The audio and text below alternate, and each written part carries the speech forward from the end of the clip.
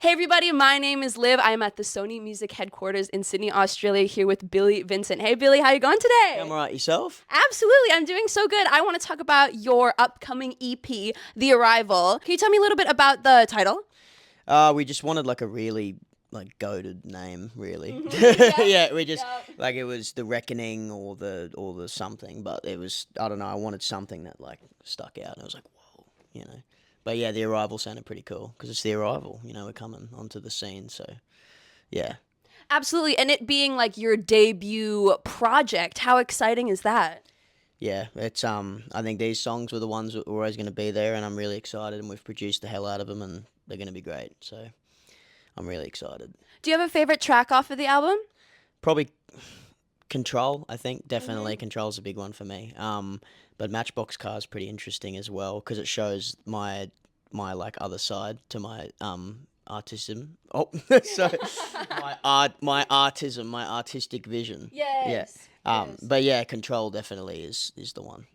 And why do you say that one represents your artistic vision the best? I think for where I am now, that song is just the mix of everything. I think the riff is definitely one of my best, and the melody, just as a song in general, like it flows really well. But then Matchbox Car as well shows the evolution of where it's gonna go. So I think it's like a perfect blend of everything, and then it's only gonna get more hectic from here. But yeah, I think you've got to realize you got to pull yourself out because you're doing all the music in real time, but like the public hasn't seen it yet. So I think this Yes. is a great launch pad. That's beautiful. And like debut EP, it's a really big deal for an artist in their career. When people in the future look back on this era for you, what do you hope that they're going to remember most about the project in your artistry? A good start. Like it's like solid. Like yeah, Yeah. like it's when we look back and how far it evolves, it'll be like simpler times, I guess, or like it'll be interesting, because I'm never gonna lose it, but it's still like when things change, just that identity of who Billy really is, like because that's who I really am at this time. So it's really interesting, and I hope that it's like a great and successful first entry into this music industry. Certainly. And how did you kind of come to discover your sound? A lot of practice, a lot. Mhm. I think I've been through a lot of different phases, I guess, went through Ed Sheeran phase and, Naturally. yep, and then, the rock phase and then John Mayer phase, and I've been through all the greats, and, I've tried to take a sound and take everything and put it all together in a big blender rather than taking something as it is and trying to do it, and it's harder because you've got to put a lot more thought into the composition and stuff, but it's really great. Like every song I want it to be like, oh, I hear this, I hear this, I hear this, and then it's like I've never heard that before. So, Mhm. but yeah, it's really exciting, and I'm very grateful, to my dad as well for showing me the guitar because I don't know where I'd be right now without that. So yeah, but definitely I'm trying to push myself every day, and this is a great first start for everything that's going to come. And your skill with the guitar is incredibly wicked. And I was looking at the credits of some of the songs that are out at the moment. You are the composer, the writer, and do you play guitar on the tracks of these recordings? Everything, yeah. Obviously Everything. not the drums and stuff, but yeah, I'm in there like trying to like say what I want with the drums, and I Yes. say the wrong word because I don't know how like drum terminology works. But yeah, I pretty much try to be as in charge of everything as I can. And then obviously, if I want a song to be like legendary, I try and get someone to help who's like really, really high up or really, really good at what they do. And but obviously, in terms of the guitar, the composition, the writing, mostly, I try to be the main captain. Absolutely. When you walk in the studio and you are have the responsibility of being the composer and the writer and playing the instruments and singing, do you feel kind of like the man or do you feel a little bit nervous? I used to feel nervous, but yeah, I know now what I want to do, and if anything, being more of the man has made it more comfortable to ask for help sometimes. I used to kind of get a bit like, oh yeah, I have to do it all myself, and I think I'm okay now with if there's someone there who's a who's a beast at what they do, or they give me a suggestion. It's like, but yeah, definitely I try to come into the session with pretty much everything. Like I go on my laptop and try and record like the song and just put it all together roughly, and then I'll show the producer and say this is what I want, this is where we go, and then from there we build it like a big pyramid. But yeah, I never want to go in just with like nothing and just like, oh yeah, this is what I think I want to do. So, but yeah, I love it. Like it makes me feel more like in control, I guess. And then when we get help or a suggestion, it's not like what I don't want to do. It's like I've already like laid the foundation. Yeah, you've set kind of the ground rules almost. Yeah, exactly. Is there any name that you can think of that you did reach out for who influenced or had like a suggestion for the project that you'd like to shout out? Yeah, obviously. Yeah. My writer, my co-writer is one of my good friends, Sean. He he's been a massive help, especially with the latest stuff coming. And with Matchbox Car, he was a big help with the lyrics. And like I'll come in with the riff and with the melody that I want, and then he'll come in and help me. Because I can't just keep imagine like I need a bit more lyric help now, and he's been massive. So I really appreciate that. Absolutely. Do you find that the melody and the riff often comes before the lyrics? Yeah, yeah. No, I'm all composition first. Yeah. I think I used to look at a lot of Elton John stuff because of the way he does it. Everything I hear with the emotion is in the music, not the lyrics for me. Like some like lyrics to me sometimes are just words I'm hearing, like every part of the composition and the details, and yeah, like the colors of the music and the notes and the emotion, rather like I can listen to it like an instrumental and like feel emotional without like any words instead of the lyrics themselves. So that's probably been a working point for me, is learn, because I mean like, oh, I care about the riff and the composition, and then it's like I have to write words, and it's like but yeah, I think the words now is something that I'm really focusing on, and I wanna expand that. But yeah, music wise, composition is like where my brain goes first. Incredible. I was so intrigued when you just talking about like the color of the music.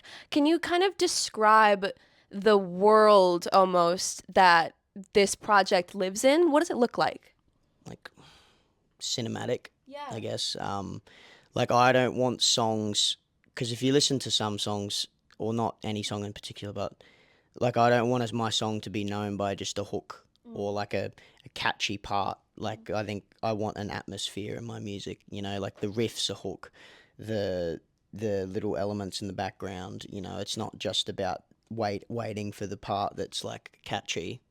Like I want every little detail to matter in the song rather than just the hook. So I think I definitely want it to live in a cinematic world and live in its own world, I guess. Yeah.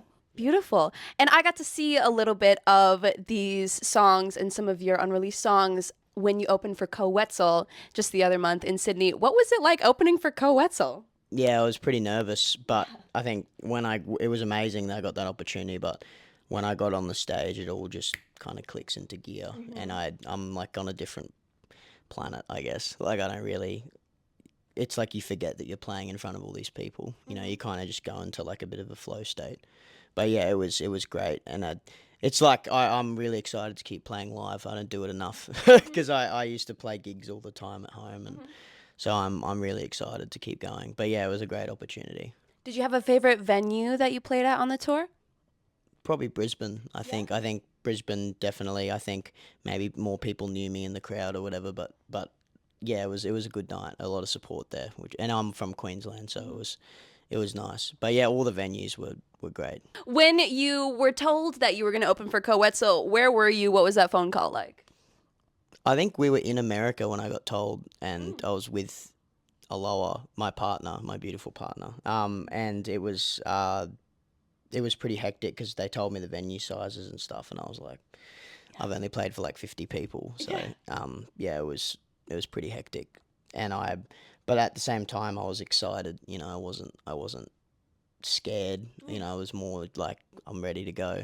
So and I'm really excited now looking back. It feels straight like you kind of just you keep moving forward. You have to sit and like realize what you did. You know. Yeah. Certainly. But it was hectic. It was insane. Yeah. I can imagine. It was so exciting to see you up there, and it was just you and the guitar, and somehow you took over the whole room.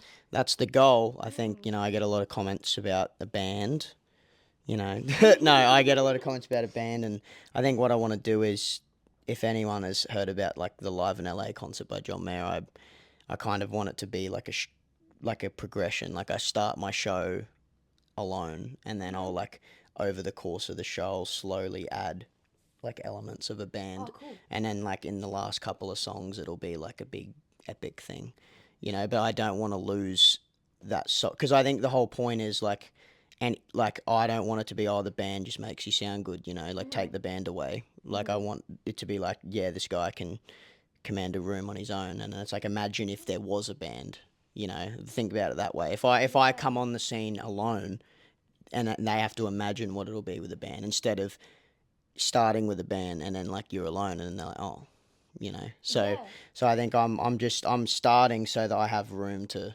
like, I know about a band, and I think the loop thing's interesting because if Ed Sheeran can do it, but I think in the way that I'm doing it's a bit different as well, like rock sort of stuff with a loop pedal, but yeah, I've always done it, and I don't want to change what I've done for so many years just because I'm playing for more people. So I just want to be comfortable, and then over time I'm gonna want to, even if I get, because I'm probably gonna get bored doing that. So I'm probably gonna like, all right, I'll get a band when I think it's like ready, Certainly. I'm so excited to see that in the future. It's going to be so incredible. And you have such a bright future signing with Columbia Records. How does that feel? Yeah, there's not really much I can say. It's you don't you have to when you sit back and realize like everything that's happened. It you don't feel like you like deserve it sometimes, I guess, because like you would just before this, like you didn't have any, you wanted it all so bad, and then you blink, and then like 7 months pass, and you've had all of these things happen, and then like you like trying to undo it in your head or something, or like you're like, oh, what if this didn't happen, or what if that didn't happen? But yeah, it's here, and I'm very grateful to everyone who's helped, and I just want to make great music now. So yeah, like I just, label or not, I just want to keep evolving and be one of the greats hopefully one day. So Absolutely. You wouldn't be here if you didn't deserve to be, right? yeah, I hope so. Yeah, I think so. There's a bunch of incredible people signed under Columbia. If you could collab with one of them, who would you pick? I've got a fair few. Like there's some pretty, obviously, like David Gilmour would be pretty sick. Yeah. Hosier would be pretty cool. Yeah. That would be interesting. I really like what he does because it's his own sound. It's probably a great example of what I want to try and emulate in what I do, because there's no one who does what he does. Like he's got his own thing, and it's mainstream. And then if he wants to do a pop song, he can. Yeah. With that like Too Sweet song, he like blends multiple things. That would be pretty awesome. Bruce Springsteen. Like I could name like 10 different people. So, but yeah, I think obviously, yeah, and it would be an honor to work with. Leroy would be great as well. But yeah, I think I'm open to work with anybody, genre or not. I'll do a rap collab or whatever. Like yeah, I don't like that's what I mean. I don't want to pigeonhole myself in anything, So I'll go on a Diplo record as like the like I don't care, So, but yeah, it's I'm really excited for everything to come. Awesome. I'm so excited to see your career progress and have this project be out in the world. All right. Well, hey, Billy, thank you so much for your time today, and I look forward to seeing you blossom your incredible career and this project. Thank you for having me. I really appreciate it. Absolutely. All right. All right. Bye. Bye-bye.